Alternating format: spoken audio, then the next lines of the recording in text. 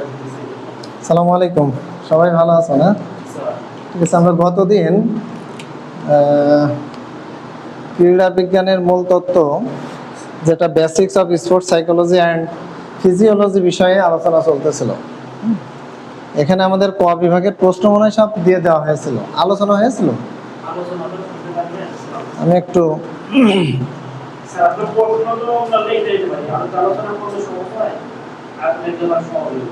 প্রশ্নগুলা লেখে নিয়ে আসল প্রশ্নটা লেখে নিয়ে, প্রশ্নটা যে কোনো জায়গায় সার্চ দিলেও পেয়ে যাবা। হ্যাঁ, কিন্তু প্রশ্নটা জানাই আসল, যে প্রশ্নগুলো আমি দিয়ে থাকি। আজকে আরো অনেক ডিটেলস আলোচনা করব, কিছু কথাও আছে অন্যান্য বিষয়ে।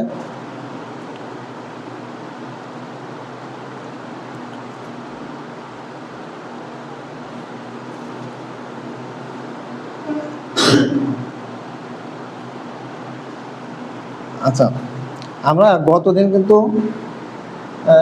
আলোচনা করেছিলাম হচ্ছে বেসিক্স অফ স্পোর্টস সাইকোলজি। হ্যাঁ, বেসিক্স অফ,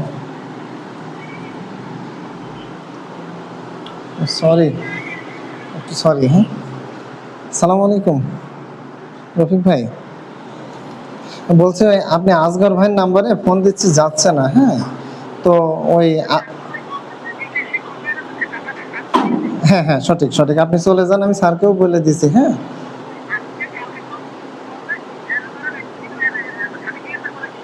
ঠিক আছে, ওকে ওকে। আচ্ছা, আমি আসতেছি একটু পরে, ক্যাম্পাসে এসে শিডিউল করে দিব। হ্যাঁ, সঠিক, ভালো মানুষের সবাই পাশে থাকবে। হ্যাঁ, এটাই আছে। আচ্ছা, ঠিক আছে, আপনি রিল্যাক্সে যান, টেনশন করেন না। হ্যাঁ, ঠিক আছে। আচ্ছা,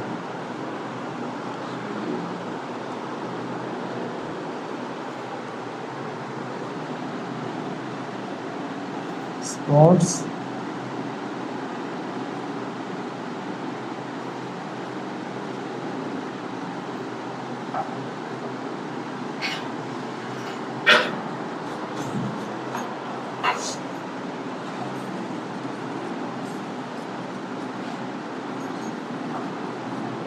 আচ্ছা, এই বিষয়টা আমাদের একটু জানতে হবে, এই বিষয়টারও সংজ্ঞা জানা দরকার।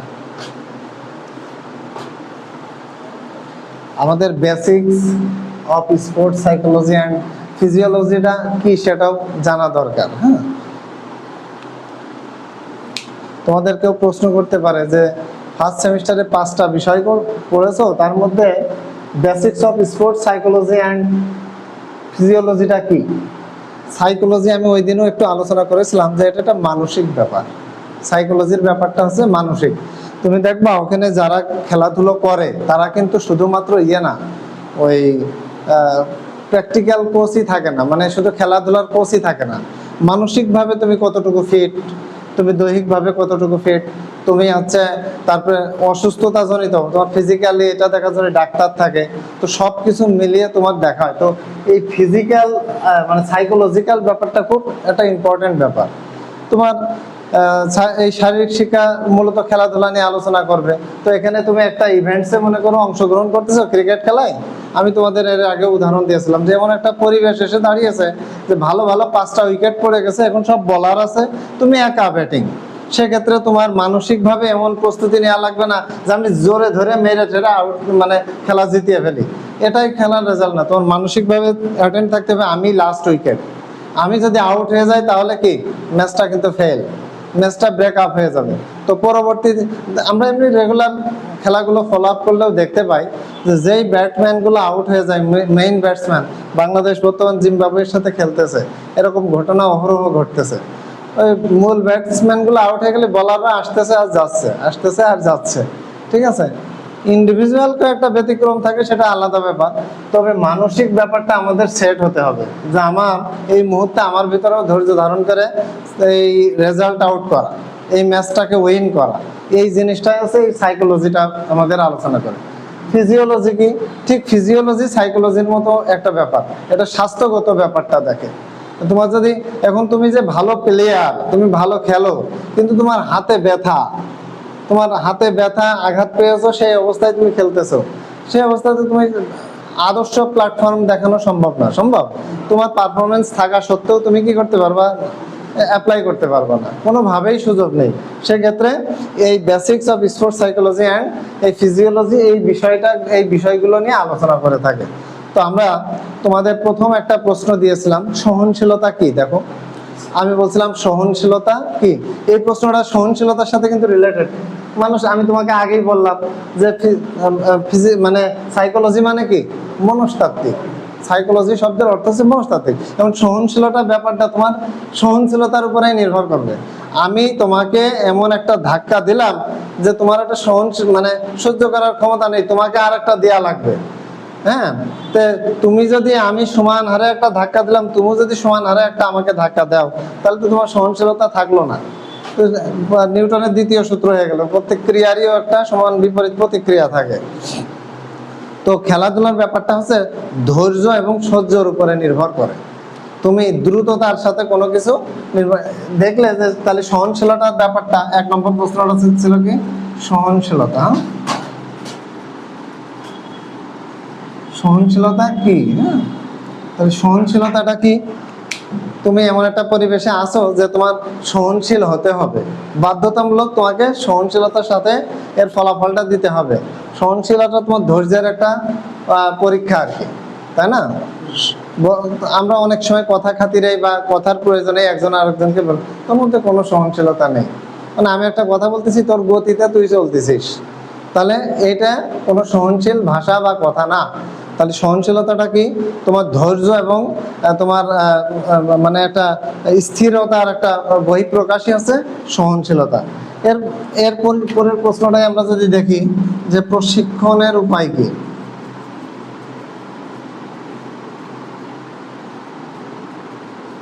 উপায় কি?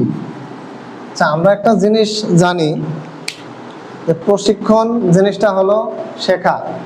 আমি এর আগেই বলেছিলাম যে প্রশিক্ষণ ব্যাপারটার শেষ নেই। তোমার আমরা ধরো একটা সাপোজ একটা কথাই বলে থাকি, আমার ভালো একটা জিনিস পাইলাম, তাও মন ভরে না, আরো ভালো হইলে মনে হয় ভালো হতো, এরকম থাকে না? তোমার আমি 5 টাকা দিলাম, তুমি মনে মনে চিন্তা করতেছি 10 টাকা হলে ভালো হতো, 10 টাকা দিলাম, 15 টাকা হলে ভালো। এরকম একটা আমাদের ভিতরে একটা মানে ভালো দিকটা আমাদের ভিতরে কাজ করে। ঠিক প্রশিক্ষণের উপায় হচ্ছে এরকম যে আমরা দেখো কাজ করি, তুমি একটা কাজ করো বা তুমি একটা চাকরি করো, চাকরি যেই পদে করো সেই পদে থাকা অবস্থায় আমাদের আবার প্রশিক্ষণের ব্যবস্থা করা হয়। কারণ কি? ওই কাজটা যেন আরো ত্বরান্বিত হয়, তাই না? আরো অ্যাডভান্টেজটা ভালো হয়। ঠিক প্রশিক্ষণের উপায়টা হচ্ছে এরকম যে আমি প্রশিক্ষণরত আছি বা খেলাধুলা করা প্রশিক্ষণ প্রতিনিয়ত করতেছি, তারপরেও আমার উপায় আরো ভালো ভালো উপায় বের করতে হবে, ভালো ভালো ওয়ে থিঙ্কিং আনতে হবে। এইটাই হলো প্রশিক্ষণের উপায়। বুঝতে পারছো? তাহলে প্রশিক্ষণের উপায় হচ্ছে আমাদের ট্যাকটিস। ওই যে টেকনিক আর ট্যাকটিস নামে একটা কথা আছে। টেকনিক হচ্ছে আমি খেলায় জিতবো এরকম একটা প্ল্যান, আর টেকনিক হচ্ছে আমি ওই ভিতরে যে কি কি ওয়ে মানে ফলো আপ করবো। যেমন টেকনিক হচ্ছে আমি এর সাথে খেলতে যাচ্ছি, এই দলটার সাথে খেলবো, টেকনিক্যালি আমার জিততে হবে। আর এর মধ্যে তুমি একটা ব্যাটসম্যানরে বলারের জায়গায় নামাইলে, বলারের ব্যাটার প্রথমে নামাইলে, তাহলে তো ধারাবাহিকতা রক্ষা হলো না। এইগুলো হচ্ছে ট্যাকটিস, মানে কি কি মূলনীতি অবলম্বন করবা সেটা হচ্ছে ট্যাকটিক্স মনে রাখবা। তাহলে কি কি টেকনিক বা মূলনীতি অবলম্বন করে তুমি এই ইভেন্টসটা শেষ নামাবা বা এই ইভেন্টসে তুমি ভূমিকা রাখবা এর মধ্যে।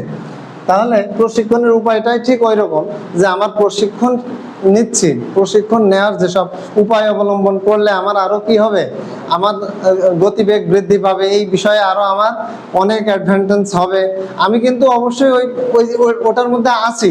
একজন ক্রিকেটার একটা ম্যাচ খেললো জাতীয় টিমে, ওর আর কি প্র্যাকটিক্যালের দরকার নেই? মানে একটা ম্যাচ খেলছে মানে জাতীয় প্লেয়ার, আর আগামীতে ওর আর মানে প্র্যাকটিক্যালের দরকার নেই। হ্যাঁ, মানে প্রশিক্ষণ আর দরকার নেই, প্রতিনিয়ত প্রশিক্ষণ দরকার। মনে রাখবা, কোনো কাজে তুমি যখন স্টে হয়ে যাবে তখন কিন্তু ফলাফল ভালো আসবে না। সুতরাং প্রশিক্ষণের উপায়টা হচ্ছে, বুঝতে পারছো নিশ্চিত? আচ্ছা, মার্সেল হাইপোথেরাপি 3 নম্বর প্রশ্নটা।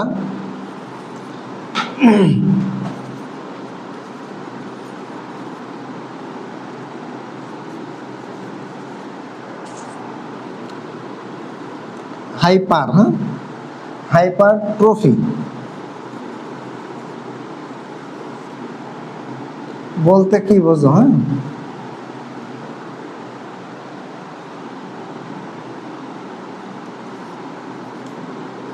আচ্ছা, মাসেল বলতে তো আমরা বুঝি মাসেল আমাদের পেশি শক্তি। মাসেলটা কি আমাদের শুধু যে হাতেরই পেশি শক্তি তা না, আমাদের এই আর্ম, এই যে এই উরু, হ্যাঁ, এই উরুগুলো কিন্তু যারা ফুটবল খেলে তারা চিকন, কিন্তু উরুগুলো দেখবা এইগুলো খুব, ওরা পায়ের পেশি শক্তিটা তাদের থাকতে হবে।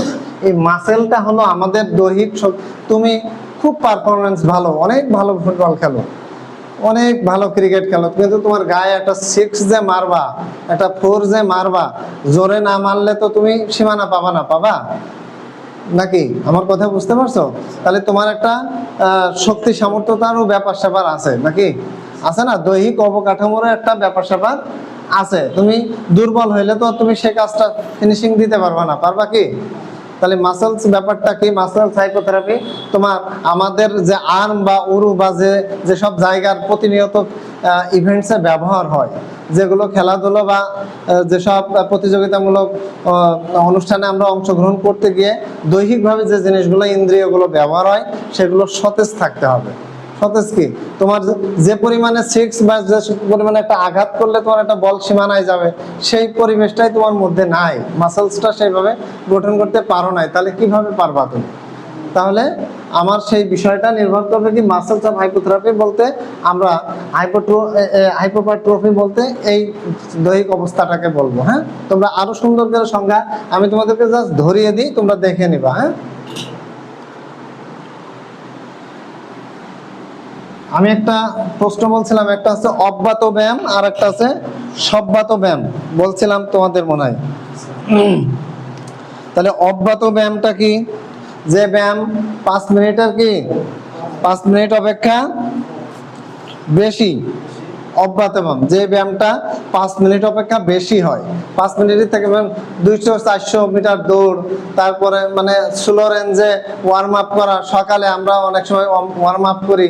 হ্যাঁ, আর সব্যাত হচ্ছে 5 মিনিট অপেক্ষা কম, যে ব্যায়ামগুলো, যে শারীরিক অবস্থাগুলো আমরা 5 মিনিট অপেক্ষা কম সময়ের মধ্যে সমাধান করি, সেটা হচ্ছে সব্যাত ব্যায়াম। 4 নম্বর প্রশ্ন দেখো, সব্যাত ব্যায়াম কি?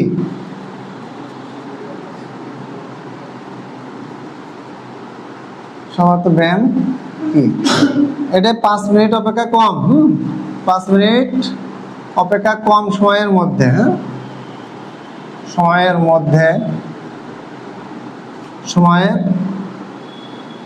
মধ্যে যে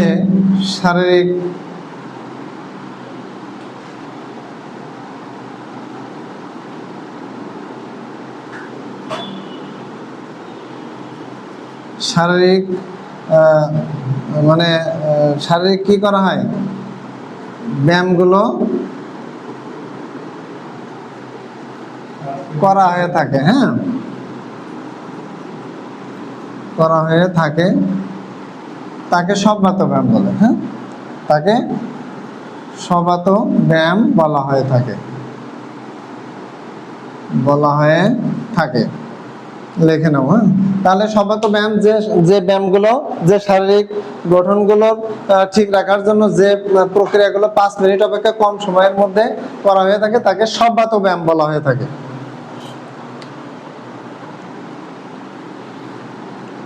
লিখে নাও, 5 মিনিট অপেক্ষা কম সময়ের মধ্যে। আর 5 মিনিট অপেক্ষা বেশি সময়ের মধ্যে যেটা করবা সেটা হলো অব্যাত ব্যায়াম। হ্যাঁ,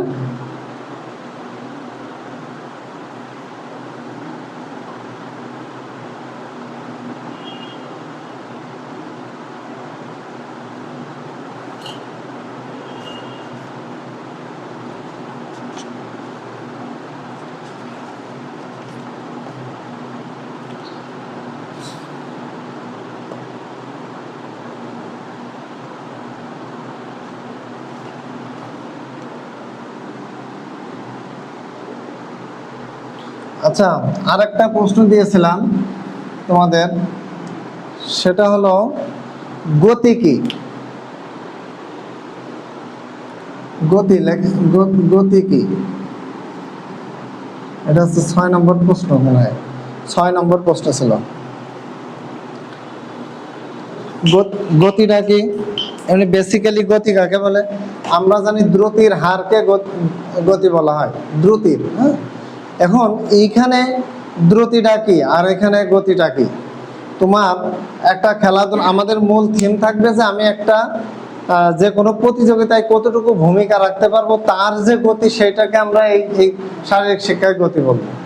তোমার একটা খেলাধুলার ভিতরে যে তুমি নার্ভাস হয়ে গেলে সেটাকে তোমাকে গতি বলবো না। অনেক সময় দেখবা যে নার্ভাস হয়ে গেলে প্লেয়ার চেঞ্জ করা হয়, কিন্তু এই চেঞ্জ করাটা কিন্তু তার জন্য খারাপ। জানো কি এটা? তুমি যখন একটা মেসেজে নার্ভাস হয়ে গেলে তোমাকে চেঞ্জ করলো, তার মানে অন্যরা ধরে নিবে ও খেলার ফিনিশিং নামাইতে পারে না, ওকে নামানো যাবে না। এটা তোমার ক্যারেক্টার, এটাই কিন্তু মাইনাসে চলে গেল। তুমি এরকম যদি 2-3টা মেসেজ যদি এই ভূমিকা রাখো, তাহলে তোমার গতি শেষ। আমার কথা বুঝতে পারছো? গতিটা তাহলে কি? গতি হচ্ছে তুমি একটা খেলার মধ্যে বা কোনো একটা ইভেন্টসে বা কোনো একটা প্রতিযোগিতায় তুমি কতটুকু স্পিডে তোমার ভূমিকা রাখতে পারতেছো। তুমি একেবারে নার্ভাস না, তুমি স্ট্রংলি ভূমিকা রাখতে পারতেছো, সেটাই হচ্ছে তোমার গতি। বুঝতে পারছো? সায়েন্সের ভাষায় গতি হচ্ছে দ্রুতির বেগকে, যে কোনো জিনিস একটা কত গতিতে যাচ্ছে তার গতি বেগের হারকে গতি বলা হয়। তো আমরা ওই দিকে যাবো না, আমরা যাব কোন দিকে? আমরা গতি বলতে কি বুঝবো? যে একটা ইভেন্টস বা একটা খেলাধুলায় বা কোনো একটা জায়গায় তুমি যে কতটুকু মুভমেন্ট, তোমার কতটুকু মুভমেন্ট করার ক্ষমতা, মুভমেন্ট প্রতিক্রিয়া বা তোমার আচরণের যে একটা গতিবেগ, এটা দেখানোর যে হার, সেইটাকে বলবো আমরা। কিন্তু এমনি গতি বলতে দ্রুততাকে বুঝাই। হ্যাঁ, কিন্তু আমরা এখানে দ্রুততা বুঝবো কোনটাকে? তোমার কিন্তু কথাটা কিন্তু তোমার সেভাবে অ্যাপ্লাই করতে হবে। হ্যাঁ, যে কোনো খেলা, আমাদের ইভেন্টস টোটাল 21টা, যে কোনো একটা ইভেন্টসে তোমার ভূমিকা রাখতে কতটুকু তুমি গতিবেগ রাখতেছো, তোমার কতটুকু মানে অ্যাডভান্টেজ আছে, এই জিনিসটা দেখা হয়। ঠিক আছে, এটাকে আমরা গতি বলবো, অর্থাৎ তোমার মুভমেন্টটা কতটুকু। ঠিক আছে, আচ্ছা, বুঝতে পারলেই তো ভালো। আর আরেকটা আছে বিস্ফোরক শক্তি কাকে বলে? 7 নম্বর। হ্যাঁ, বিস্ফোরক শক্তি কি? আচ্ছা, বিস্ফোরক শক্তিটা তোমরা এর আগে কখনো নাম শুনছো? বিস্ফোরক শক্তি এটা হচ্ছে তোমার খেলাধুলার ক্ষেত্রে, তোমার হচ্ছে ধরো যে তোমার একটা এমন একটা পরিবেশ এসে দাঁড়িয়ে গেছে, তোমার 5 বলে 25 রান দরকার, কিন্তু তুমি ধারাবাহিক খেলা করতেছো, কিন্তু 5 বলে 25 একটু ডিফিকাল্ট না? এই সময় তোমার ওই রকম থাকলে তো হঠাৎ তোমাকে আগুন হতে হবে, হঠাৎ তোমাকে কি হতে হবে? 3-4টা 6 মারতে হবে, সোজা কথা। বুঝতে পারছো কথা? রিসেন্টলি খেলা দেখতেছো কিনা তোমরা আমি জানি না, আর্জেন্টিনা যা করতেছে আর কি, শেষ 10 মিনিটে যে ভূমিকাটা রাখতেছে, এটা হচ্ছে বিস্ফোরক শক্তি। ফাইনাল কথা যেটা, আর্জেন্টিনা প্রথমার্ধে 2-3টা গোল খেয়ে যাচ্ছে, কিন্তু লাস্টের 10 মিনিটে তারা বিস্ফোরক ক্ষমতা দেখিয়ে দিচ্ছে। এইটাই হচ্ছে বিস্ফোরক শক্তি। আমার কথা বুঝতে পারছো? তাহলে তোমার খেলাধুলায় কতটুকু তোমার অ্যাডভান্টেজ, সমস্ত বাধা পেরিয়ে তুমি কতটুকু হঠাৎ জ্বলে উঠতেছো, এইটাই। মানে এই মুহূর্তে তোমার খুব সংকীর্ণ সময় আছে, তোমার 2-4-5 মিনিট সময় আছে, তোমার সমস্ত বাধা পেরিয়ে তোমাকে আসল ভূমিকাটা রাখতে হবে। এই সময়ের মধ্যে তোমাকে ফলাফল এনে উইন হইতে হবে। এইটাই হচ্ছে বিস্ফোরক ক্ষমতা বা বিস্ফোরক শক্তি। বুঝতে পারছো? হ্যাঁ, শর্টলি তোমাকে আমরা একটু আগেই দেখতে পারবো, আমরা রাস্তা দিয়ে আমি দেখলাম যে লাইন বাই আসলে আরো দেরি হতো, আমি কি করলাম, বাই সাইড দিয়ে ঝাপটাপ মেরে সবার আগে চলে আসলাম। এটা একটা তোমার একটা টেকনিক, যে এই মুহূর্তে আমার একটা এই সময়ের ভিতরে আমাকে অ্যারাইভ করতে হবে। তো ঠিক সেম অ্যাজ তোমাকে যে কোনো একটা জায়গায় যে তোমার আর সুযোগ নাই, সুযোগ খুব কম সময় রয়েছে, এই সময়ের মধ্যে সমস্ত বাধা বিপত্তি পার হয়ে তোমাকে ভূমিকা রাখতে হবে। এইটাই হচ্ছে তোমার বিস্ফোরক শক্তি, এই জিনিসটা মাথায় রাখবা। ঠিক আছে, অর্থাৎ সমস্ত বাধা বিপত্তি তোমার অঙ্গ প্রত্যঙ্গের ব্যবহার করে দেখিয়ে দেওয়া। খেলাধুলায় তো মূলত অঙ্গ প্রত্যঙ্গেরই ব্যবহার, আর এই অঙ্গ প্রত্যঙ্গ কিভাবে ব্যবহার করবো সেটা মানসিকভাবে সেট করে নেওয়া। ঠিক আছে, বুঝতে পারলেই সহজ। হ্যাঁ, আচ্ছা, সার্কিট ট্রেনিং কি? এটা হচ্ছে 9 নম্বর প্রশ্ন, না 8 নম্বর প্রশ্ন, 7 নম্বর। আচ্ছা, তোমার প্রশ্ন মিললেই হলো, সার্কিট ট্রেনিং কি?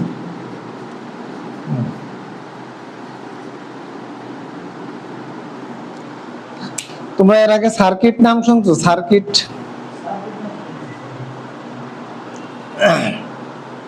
সার্কিট মানে একটা ধারাবাহিক কার্যক্রম। তোমরা দেখবা যে বিদ্যুৎ, আমরা সার্কিট বলতে বিদ্যুতের একটা এমন একটা জায়গা যেখানে বিভিন্ন দিক থেকে লাইন এসে সমবেত হয়েছে, এই জায়গাটাকে বলা হয় সার্কিট। কি বলা হয়? একটা ধারাবাহিক, এটাকে একটা সার্কিট বলা হয়ে থাকে। এখানে বিভিন্ন সুইচ আছে, হ্যাঁ, এখানে সুইচ আছে। কিন্তু খেলাধুলার ক্ষেত্রে সার্কিট ট্রেনিংটা কি? তোমার একটা খেলাধুলা বা একটা ইভেন্টসে যে কোনো জিনিস একবারেই ফাইনাল পর্যায়ে উঠবে না, এর ভিতরে বেশ ধাপ ধাপ আছে। তুমি একবারেই যে তোমাকে খেলার মাঠে নামিয়ে দিবে না, কি হবে? একবারেই তোমাকে খেলাধুলার মাঠে নামিয়ে দেওয়া হবে না। তোমাকে ধারাবাহিকভাবে প্রক্রিয়া সম্পাদন করতে হবে। সম্পাদন বলতে একটা একটা স্টেজ থাকবে, যে প্রথমে ব্যাটিং কিভাবে ফেস করবা, ওয়াইড বল গেলে তুমি পাস করে দিবা। অনেক সময় এমন বল আছে বিপদের বল, সেটা অনেক সময় দেখবা ব্যাটাররা মারে না, এভাবে ছেড়ে দেওয়া হয়। মানে আমি করেছি যেটা, আমি তো ভালো ব্যাটসম্যান ছিলাম, তো অনেক সময় এমন বল আছে যেটা ছেড়ে দিই, যে টাচ করলেই হয় স্লিপে নাই, কিপারের হাতে যাওয়ার সম্ভাবনা থাকবে, বা ফরওয়ার্ডে যে থাকবে, ওপেন ইয়ার্ডে যে থাকবে তার হাতে কর, সেক্ষেত্রে আমি ব্যাট বল নিচ দিয়ে চলে যাই।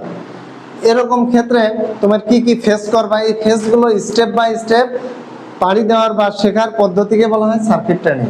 সার্কিট ট্রেনিংটা কি? এক একটা স্টেপ বাই স্টেপ, এক একটা পদ্ধতি অনুযায়ী কাজ সম্পাদন করার পদ্ধতিকে বলা হয় সার্কিট ট্রেনিং। এই কথাটা মনে রেখো, কিন্তু সার্কিট ট্রেনিং পরীক্ষায় আসবে। আচ্ছা, আমি ওই দিন বলে শারীরিক ব্যায়াম কত প্রকার লিখে দিছি মনে করেন। শারীরিক ব্যায়াম কত প্রকার আমি তোমাদের কি তোমাদের সব কিন্তু আলোচনা করে দেওয়া হয়। একটা হচ্ছে সাধারণ ব্যায়াম, আর একটা হচ্ছে বিশেষ ব্যায়াম। হ্যাঁ, সাধারণ ব্যায়াম কোনটা? সাধারণ ব্যায়াম মানে যেগুলো আমরা দৈনন্দিন জীবনে করি। আমি একটা কথা বলেছিলাম, সাধারণ ব্যায়ামটা আমাদের এমন ব্যায়াম যেগুলো করতেই হবে, যেগুলোর বিকল্প কিছু নেই। আমি একটা উদাহরণ দিয়েছিলাম যে একটা ব্যাংকার টাকা গুনতে গুনতে ঘুমিয়ে গেছে, টাকা গুনতে গুনতে ঘুমিয়ে গেছে অফিসে, মানে ব্যাংকের ভিতরে। মানে কি জন্য? তার দৈনন্দিন কমপক্ষে 6 থেকে 8 ঘন্টা ঘুমানোর নিয়ম, একটা সাধারণ মানুষের নিয়ম। এটাও এক প্রকার ব্যায়াম। তোমার শারীরিক জড়তা এক সময় তোমার কিন্তু আসবেই। জড়তা বলতে তুমি এক সময় নার্ভাস হয়ে যাবাই, এটা। আর নার্ভাস হওয়ার মূলনীতি হচ্ছে ঘুমানো। তুমি যখনই নার্ভাস হবা, আমরা বলি না একটু রেস্ট নিয়ে আসি। রেস্ট নিয়ে মানে কি? একটু ঘুমিয়ে আসি।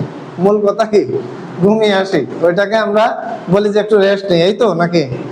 মূল কথা এই নাকি, যে একটু ঘুমিয়ে আসি। কখন বলি? যখন আমি দৈহিকভাবে আর পাচ্ছি না। সে যে যত বড় প্লেয়ারই হোক, একচেটিয়া কাজ করা তো তার পক্ষে সম্ভব না। এক সময় সে কি হবে? এক সময় তার হচ্ছে নার্ভাস হবে, আর নার্ভাস হলে দেহ ছেড়ে দিবে, পারবে না, দেহ তোমাকে আর ধরে রাখতে পারবে না। এই সময় তোমাকে একটু রেস্টের প্রয়োজন হয়। এই রেস্ট আমাদের দৈনন্দিন জীবনে যতটুকু খাওয়া লাগবে, 3 অক্ত মানে সারাদিন মিলে 6 থেকে 8 ঘন্টা ঘুমানো লাগবে, এগুলো স্বাভাবিক রীতি। আর বিশেষ রীতি কি? এই যে এক একটা খেলাধুলার এক একটা নিয়ম আছে, এক একটা জিনিসের তোমাকে ভারোত্তোলন একটা মানে ইভেন্ট, খেলাধুলারই একটা ইভেন্ট। তোমাকে একবারে 4 মণ তুলতে বললাম, তুমি কি পারবা? সম্ভব না। কিন্তু ডে বাই ডে যদি তুমি জিম ব্যায়াম এক্সারসাইজ করতে করতে এক সময় যে তুমি ইজিলি পারবা। আমাদের একটা স্যারের একটা গল্প বলছিলেন যে একটা লোক, তার একটা গরুর একটা বাছুর হয়েছে, গ্রামের ভাষায় গরুর বাছুর হয়েছে, প্রতিদিন কোলে নিয়ে নিয়ে মানে হ্যাঁ ইয়ে করে। তো যখন হয়েছে তখন 5-7 কেজি ওজন ছিল বা 10 কেজি ওজন ছিল। আস্তে আস্তে বড় হচ্ছে, ও ওজন হতে হতে ওই গরুটার বাছুরটার 2.5 মণ ওজন, তাও ও কোলে নিয়ে চলে যায়। কারণ কি? সে যে রেগুলার ধারাবাহিকতা রক্ষা করেছে। কিন্তু তুমি একটা চাউলের বস্তা ঠাস করে 2.5 মণের তো নিতে বলো কে দেখি, হ্যাঁ? পারবে? তাহলে আমাদের যে জিনিসটা ধারাবাহিকভাবে দৈনন্দিনভাবে করা হয় সেটা সাধারণ ব্যায়াম, যেগুলো করাই লাগে। বিশেষ ব্যায়াম হচ্ছে যেগুলো বিষয়ভিত্তিক, একটা বিষয়ের কতগুলো নিয়ম নীতি আছে, সেই নিয়ম নীতি প্রসিডিওর ফলো আপ করে যে ব্যায়াম করা হয় সেটা হচ্ছে বিশেষ ব্যায়াম। সহজ কথা। ক্লাসে উপস্থিত থাকলে তোমাদের কথাগুলো বুঝতে কোনো সমস্যা হবে না আশা করি। আচ্ছা, এই জিনিসটা মনে হয় এর আগেও বলছিলাম, ওভারলোড কি। ও আরেকটা জিনিস, সার্কিট ট্রেনিং এর দুটি বৈশিষ্ট্য লেখো। সার্কিট ট্রেনিং এর দুটি বৈশিষ্ট্য লেখো। আমি সার্কিট ট্রেনিং কি বলছিলাম, যে একটা ইভেন্টস এর ভিতরে স্টেপ বাই স্টেপ প্রক্রিয়াগুলো সম্পাদন করে এগিয়ে যাওয়াই হচ্ছে সার্কিট ট্রেনিং। তাহলে সার্কিট ট্রেনিং এর মূল নীতি দুটো বৈশিষ্ট্য। সার্কিট ট্রেনিং এর আমি লিখে দিই। হ্যাঁ, প্রশ্নটা 9 নম্বর না 10 নম্বর? সার্কিট ট্রেনিং এর দুটি বৈশিষ্ট্য। হ্যাঁ, দুটি বৈশিষ্ট্য কেমন হতে পারে দেখো।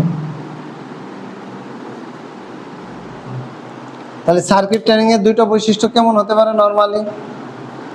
যেহেতু আমি বললাম যে সার্কিট ট্রেনিং হচ্ছে এমন একটা ট্রেনিং যে ট্রেনিং স্টেপ বাই স্টেপ তোমাকে শেষ করতে হয়। তাহলে সার্কিট ট্রেনিং প্রথম যে ধারাবাহিকভাবে প্রশিক্ষণ নেওয়া যায়, এক নম্বর ধারাবাহিকভাবে প্রশিক্ষণ নেওয়া যায় এবং প্রত্যেকটা স্টেজ সম্পর্কে জানা যায়। এই তো শেষ, দুটো বৈশিষ্ট্য শেষ। হ্যাঁ, প্রত্যেকটা স্টেজ সম্পর্কে ভালোভাবে জানা যায়, এই তো শেষ। আচ্ছা, তারপরে 11 নম্বরে বলছিলাম ওভারলোড কি। ওভারলোড কি? আমরা জানি যে ওভার মানে অতিরিক্ত, লোড মানে ভারী বা ভার, তাই না?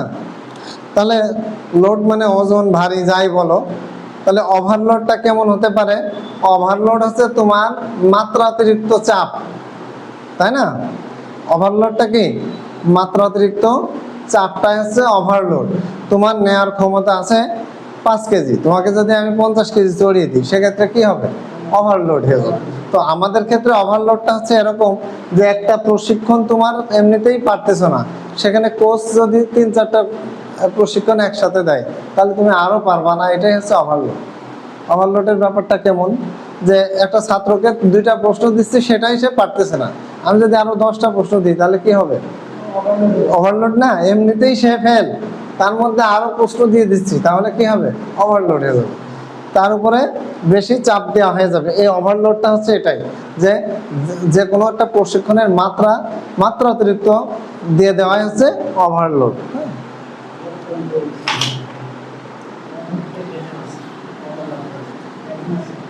আর একটা জিনিস, যে প্রশ্নগুলো দেওয়া আছে কিন্তু এই সাবজেক্টের উপরে রিলেটেড, খেয়াল করে দেখবা এই জিনিসগুলো কিসের সাথে রিলেটেড বলো তো? প্রত্যেকটা প্রশ্ন তোমার যখন যে বিষয়গুলো আমরা অ্যাপ্লাই করি দেখবা যে ওই সাবজেক্টের উপরে রিলেটেড কিন্তু প্রশ্নগুলো। স্টপ হয়ে গেছে। তাহলে প্রত্যেকটা প্রশ্ন কিন্তু সাবজেক্ট রিলেটেড, এই রিলেটেড। যেমন এই প্রশ্নগুলো দেখবো হয় সাইকোলজিক্যাল, নাই এই ফিজিওলজি অর্থাৎ দৈহিক অবস্থার উপরে, এই দুটো মিলিয়ে এই প্রশ্নগুলো খেয়াল করে দেখবো একটু। আচ্ছা, এরপরে আমরা আসবো প্রস্তুতিমূলক সময়কাল কি। কত নম্বর? 12 নম্বরই দাও, প্রস্তুতিমূলক সময়কাল।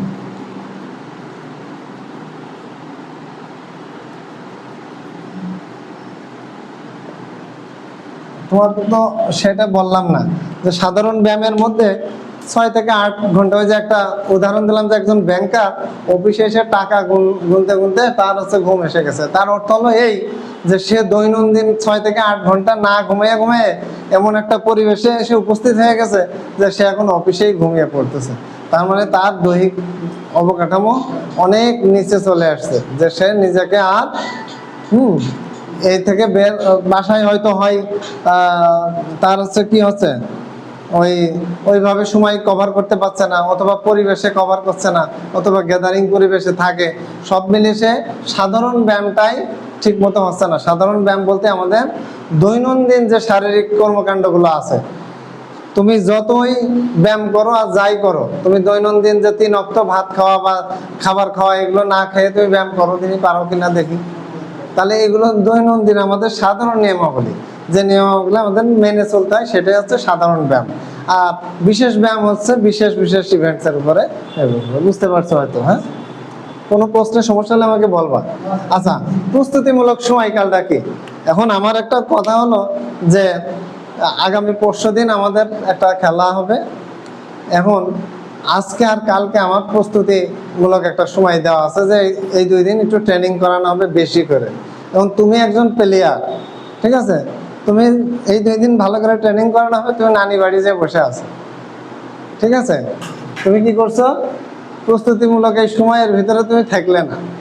ভালো করে বোঝো, তুমি নানি বাড়ি যেয়ে বসে আছো অথবা একটা ফ্রেন্ডের সাথে ঘুরতে যেয়ে তোমার আর খবর নাই, তাহলে তুমি কি এই প্রস্তুতিমূলক সময়কালের অন্তর্ভুক্ত হলো? তোমাকে তখন বাধ্যতামূলক এসে নিয়েই তুমি হেরে যাওয়াই লাগবে, এটাই স্বাভাবিক ব্যাপার। কারণ একটা ইংরেজিতে কথা আছে যে শিখতে শিখতে শিক্ষক, practice makes a perfect man, একটা কথা আছে। তাহলে তোমার প্র্যাকটিসের আওতাভুক্তই আসলা না, তোমার যে প্রশিক্ষণের যে সময় শিডিউল ছিল তার মধ্যে তুমি অংশগ্রহণ করলে না। তাহলে কি হবে? নির্ধারিত সময়ের মধ্যে তুমি উপস্থিতি থাকলে না, শিখলে না, বুঝলে না, সেক্ষেত্রে তোমার কি হবে? প্রস্তুতিমূলক এই সময়কালটা কি, যে একটা ইভেন্টসের পূর্বেই যে সময়কালে আমাদের নির্ধারিত ইভেন্ট সম্পর্কে কিছু প্রস্তুতি গ্রহণ করা হয়, তাকে প্রস্তুতিমূলক সময়কাল বলা হয়ে থাকে। বুঝতে পারছো? আচ্ছা, পরবর্তীতে এই যে আমি যে প্রশ্নটা বলছিলাম, টেকনিক এবং প্র্যাকটিস কি, টেকনিক এবং ট্যাকটিক্স কি, ট্যাকটিক্স কি? হ্যাঁ, এই প্রশ্নটা কিন্তু তোমাদের পরীক্ষায় সম্ভাবনায় আছে, চলে আসবে। কিন্তু ট্যাকটিক্স হচ্ছে কৌশল, হ্যাঁ, মূলত কৌশল।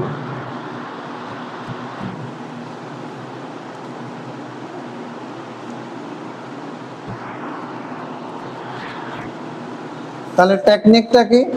টেকনিক হচ্ছে পদ্ধতি। আমি আবার বলছি, টেকনিক শব্দের অর্থ হচ্ছে কলা কৌশল, আর প্র্যাকটিস হচ্ছে ওই কৌশলগুলো প্রয়োগ করে দেখানো। হ্যাঁ, আমি বুঝিয়ে দিচ্ছি, তাই না? আমি একবারই বলছি, তুমি টেকনিক অ্যাপ্লাই করবা একটা খেলায়, তুমি কতটুকু বুদ্ধি নিয়ে আগাবা সেটা প্রস্তুতি নিয়ে যাচ্ছ, এটা হচ্ছে টেকনিক। তুমি টেকনিকের উপযোগী হয়েছে। এখন ট্যাকটিক্স কি? ট্যাকটিক্স হচ্ছে তুমি খেলার মধ্যে কি কি ধারাবাহিকতা অবলম্বন করলে তোমার ওই ইভেন্টসটাই উইন হইতে সহজ হয়। তোমাকে এখন দেখলাম কিন্তু ট্যাকটিক্সের একটা পূর্ব প্রস্তুতি হলো, যার সাথে তুমি কম্পিটিশনে যাবা, যার সাথে কম্পিটিশনটা হবে, ওই দল সম্পর্কে তোমার ভালোভাবে জানা। এটা একটা ট্যাকটিক্সের বিশাল মানে মানে প্রস্তুতি বলবো। কি জন্য বলবো? যে তুমি যদি মনে করো যে এই প্লেয়ারটার বল, এই প্লেয়ারটা ভালো খেলে, আমরা কিন্তু এরকমও আছে যে আমি ওর বলে ভালো পারি, ওর বলটা পিটাইতে পারি ভালো, এরকম একটা ইয়ে থাকে, দুর্বলতা সবলতার দিক থাকে। তো ওই কিছু কিছু প্লেয়ার আছে দেখবা যারা স্পিন বল অর্থাৎ স্লো বল ভালো খেলে, আর কিছু কিছু বলার আছে যে প্রেসার বল ভালো খেলে কিন্তু স্পিন খেলতে পারে না। যেমন আমাদের অনেক ব্যাটসম্যানরাই আছে যারা পেস বল দেখলে ভয় পায়, আর অনেক ব্যাটাররাই আছে বাংলাদেশে যারা প্রেসার বলের ঝাড়ে বেশি। আর তাহলে এরকম বিষয়গুলো প্ল্যান শুধু এটাই না, শুধু এটার উপরেই নির্ভর করবে না, আরো অন্যান্য বিভিন্ন দিক আছে যার উপরে নির্ভর করে তোমার ওরাদের শর্ট বাউন্ডারি, যখন এই যে তোমার হচ্ছে ফুল মাঠে প্লেয়ার থাকে তখন এক ধরনের প্লেয়ার নামাবে, শর্টের সময় কারা, এগুলো বিভিন্ন দিক নির্দেশনা ফলো আপ করেই তোমার খেলাটাই অংশগ্রহণ করা হয়। সেটা হবে ট্যাকটিক্স। আর টেকনিক হচ্ছে পদ্ধতি, কলা কৌশল, যেগুলো আমরা অ্যাপ্লাই করব। ওকে, আর ট্যাকটিক্সটা অ্যাপ্লাই করে দেখানো। তোমরা বই থেকে আরো ভালো করে দেখে নিবা, সেক্ষেত্রে তোমাদের আরো সুবিধা হবে। আচ্ছা, এবার আসলো 14 নম্বর, দক্ষতা কি?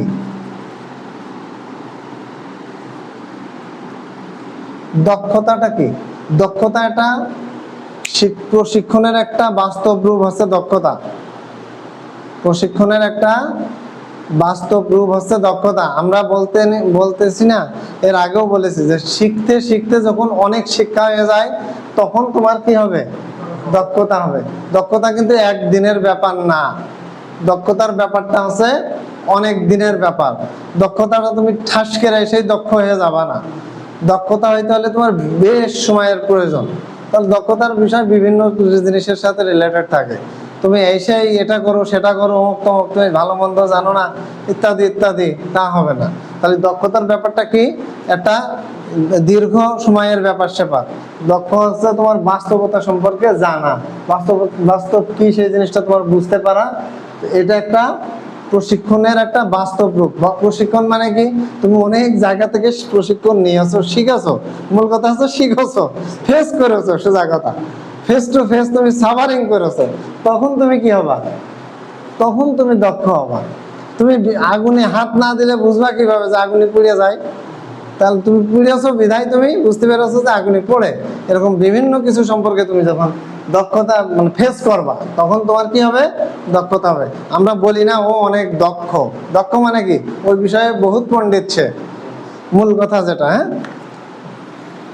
আচ্ছা, এরপরে আসলো এই যে প্রশ্নটা হলো ফিটনেস কি। আমি এর আগেও এটা বলছিলাম, ফিটনেস কি? এই ফিটনেসটা হচ্ছে শারীরিক শিক্ষার একটা গুরুত্বপূর্ণ বিষয়। এই শারীরিক শিক্ষা মূলত 2-3টা বিষয়ের উপরে জোরদার দেয়, তার মধ্যে প্রধান হচ্ছে এই ফিটনেস। তুমি ফিটনেসটাই তুমি আনতে পারোনি। তোমার একটা একটা ছেলেকে তুমি সুন্দর করে শিক্ষা দীক্ষা খুব ভালো রকমই দিছো, কিন্তু ও বিশাল মোটা, রান নিলে দৌড়াতে পারে না, তাহলে তুমি কি ফিটনেস আনলে? দৈহিকভাবে তাকে ফিটনেস আনতে পারো না। শারীরিক শিক্ষা শরীরকে খুব মূল্যায়ন করে, শারীরিক শিক্ষা শরীরকে মূল্যায়ন করে, কিন্তু শুধু শরীরের দিকটাই এরা ভাবে না, পাশাপাশি দেখে যে মানসিক ব্যাপারটাও দরকার আছে। তো ফিটনেস ব্যাপারটা হচ্ছে এরকম। আমি তোমাকে গাড়িতে আসতে আসতে একটা কথা বলছিলাম যে আমার তো ব্যাট ধরতে হবে, তাই না? ব্যাট ধরে খেলতে হবে, আমি ফিটনেস আছে, কিন্তু দেখা যাচ্ছে আমার একটা হাতে আঘাত পেয়েছি, ইনজুরি, সেক্ষেত্রে কি আমি ফিটনেস? না, সেক্ষেত্রে আমি ফিটনেস না। ফিটনেস হতে হলে তোমার দৈহিক এবং মানসিক উভয় দিকটাই ঠিক থাকতে হবে। তুমি যখন এই দুটা দিক ঠিক থাকতে পারবে তখন তুমি পারফরমেন্স দেখাইতে পারবা, আর পারফরমেন্সটা তখন সামাজিকভাবে তোমার বিস্তৃতি লাভ করবে। ঠিক আছে, ওকে। আচ্ছা, এরপরে আসছে আছে প্রতিক্রিয়ামূলক ক্ষমতা। তাহলে 10 মিনিট ইয়ে করি একটু। আমরা এসে একবারে ডাইরেক্ট ক্লাসে আসছি, তো দৌড়ের উপরে আসছি আমি আর ওই যে আচ্ছা, কয়েকটা শিক্ষার্থী না আসতে চালো, ওরা কি করলো? হ্যাঁ, আর ওই যে ওই ছেলেটা কই? হ্যাঁ,